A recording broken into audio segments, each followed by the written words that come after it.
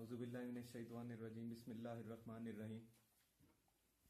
हम लोगों का एक ग्रुप है इकबाल के शाहीन खुदी के नाम से। इसका हम लोगों ने मकसद रखा है कि नौजवानों में ना इकबाल के पैगाम को आम किया जाए, इस नीयत से कि हम लोग साथ साथ उस पर अमल भी कर सकें।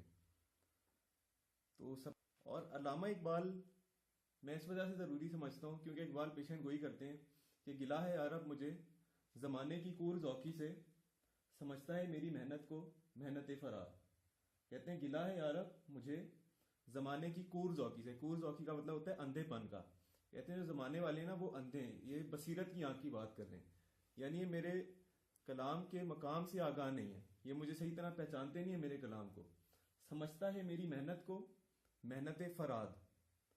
अब जो फरहाद था ना, ये समझ लें किसी शीरी नामी औरत के पीछे ना आशिक हुआ हुआ था और इसे इश्क में ना नाकामी हुई थी। इसने मेहनत बड़ी की थी उसे पाने के लिए, मगर ये नाकाम हुआ था। तो कहते हैं गिला है अरब मुझे जमाने की कूर ज़ौकी से, समझता है मेरी मेहनत को मेहनत फरहाद। कहते हैं तुम लोग ये सोचते हो कि मेरी जो मेहनत है वो फरहाद की तरह है, और इसी को कह रहे हैं कि देखो मेरी मेहनत वो नहीं है, फरहाद की तो मेहनत जाया गई थी और मेरी मेहनत जो है ना वो जाया नहीं जाएगी।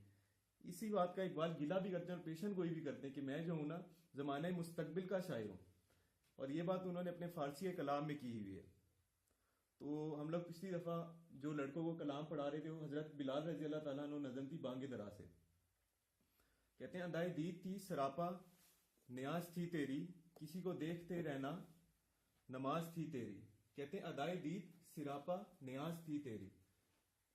अदाए दीद यानी हुजूर सल्लल्लाहु अलैहि वसल्लम को जिस अदा से देखते थे हजरत बिलाल रजी अल्लाह ताला अन्हु, वो सिरापा न्याज थी। न्याज का मतलब होता है एक तलब रखना, एक हाजत थी, यानी वो जिस उन्हें देखते थे ना तो नजर आता था कि उनमें तलब है हुजूर पाक सल्लल्लाहु अलैहि वसल्लम को देखने की। अदाए दीद सिरापा न्याज थी तेरी, किसी को देखते रहना नमाज थी तेरी।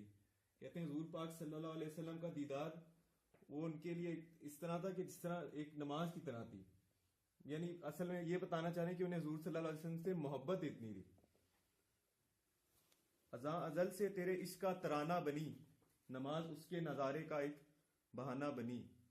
कहते हैं अज़ा अजल से, अजान शुरू से, तेरे इश्क का तराना बनी, यानी जो अल्लाह से और उसके रसूल सल्लल्लाहु अलैहि वसल्लम से इश्क, जो हजरत बिलाल रजी अल्लाह ताला अन्हु की अजान है वो इनके इश्क के तराने की तरह है। जिस तरह आम लोग अपने कहते हैं ना आम इंसानों के लिए अपने महबूब के लिए तराना गाते हैं, इसी तरह ये जो अजान थी ये हुजूर सल्लल्लाहु अलैहि वसल्लम और अल्लाह के इश्क के लिए उनका तराना बनी है।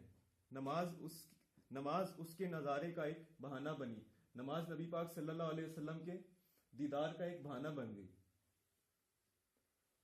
खोशा वो वक्त के यसरब मकाम था उसका, खोशा वो दौर के दीदार आम था उसका। कहते हैं खोशा मतलब होता है बहुत अच्छा।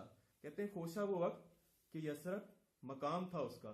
कहते हैं खुश नसीब है वो वक्त, कितना अच्छा है वो वक्त के यसरब मकाम था उसका। यहाँ पे नबी पाक सल्लल्लाहु अलैहि वसल्लम की बात कर रहे हैं। कहते हैं वो कितना अच्छा वक्त था कि नबी सल्लल्लाहु अलैहि वसल्लम यसरब में रहते थे, यानी मदीना में रहते थे। खोशा वो दौर के दीदार आम था उसका। और कहते हैं वो कितना अच्छा वक्त था कि नबी पाक सल्लल्लाहु अलैहि वसल्लम अपना और उनका हुस्न जो जलवागर था लोगों के सामने बेपर्दा था। तो यहां पर ये हमारी नज़म खत्म होती है और इकबाल एक बात करते हैं नौजवानों के लिए। कहते हैं अगर जवां हो मेरी कौम के जसूर व गयूर, तो कलंदरी मेरी कुछ कम सिकंदरी से नहीं। कहते हैं अगर जवां हो मेरी कौम के जसूर कहते हैं जुर्रतमंद, ओ गयूर और गैरतमंद, तो कलंदरी मेरी कम कुछ सिकंदरी से नहीं। कहते हैं जो मेरी कलंदरी है ना, ये जो मैंने कलाम है ना, ये कलंदरी की वजह से लिखा है। तो कहते हैं कलंदरी मेरी कुछ कम सिकंदरी से नहीं। सिकंदर आजम की तरफ इशारा कर रहे हैं जिसने आधी दुनिया फतह की थी। कहते हैं मैं उस सिकंदर आजम से कम नहीं हूंगा, मगर उसकी शर्त यह है कि कौम के नौजवान मेरे कलंदराना कलाम से फायदा उठाएं, जिस पर अमल करने के लिए जो पहले मिसरे में उन्होंने शर्त बताई है, अगर जमा हो मेरी कौम के जसूर ओ गयूर, अगर वो जुर्रतमंद हो और गैरतमंद हो। शुक्रिया।